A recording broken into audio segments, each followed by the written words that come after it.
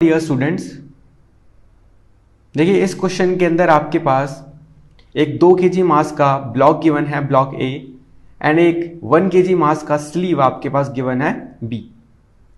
Block को आपने string के एक एंड से अटैच कर दिया है एंड स्लीव आपका दूसरे एंड पे स्लाइड कर रहा है with an acceleration of 5 metre per second square with respect to the string.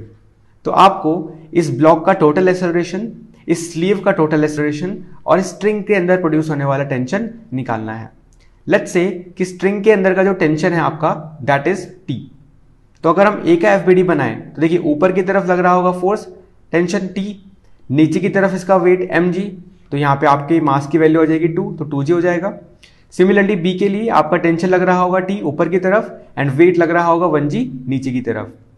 Then let's say कि आपका ब्लॉक ए के एक्सेलरेशन जो है that is small A and क्योंकि आपका ब्लॉक इस रोप से अटैच्ड है तो रोप का एक्सेलरेशन भी आपका स्मॉल ए ही होना चाहिए।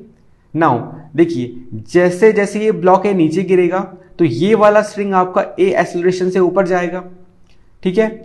विद रिस्पेक्ट टू स्ट्रिंग आपका बी वाला स्लीव नीचे गिर रहा है बी से, राइट, एंड ए से ऊपर जा रहा है तो इसका नेट एक्सेलरेशन कितना हो जाएगा a माइनस बी हो जाएगा, ठीक है। तो अब आप दोनों मासेस के लिए इक्वेशन लिख सकते हो। अगर आप एक एक इक्वेशन लिखोगे तो ये आपको कुछ इक्वेशन ये आ जाएगा एंड बी के लिए अगर आप इक्वेशन लिखोगे तो कुछ ये आ जाएगा। अगर आप equation number 1 and equation number 2 को ऐड करते हो तो आपके पास कुछ ये फाइनल इक्वेशन आता है।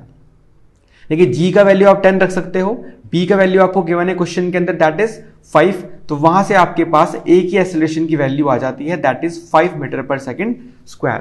तो डियर स्टूडेंट्स ये आपका फर्स्ट आंसर हो जाएगा, acceleration of block which is 5 metre per second square. Then आपसे पूछा हुआ है एक्सेलरेशन ऑफ स्लीव।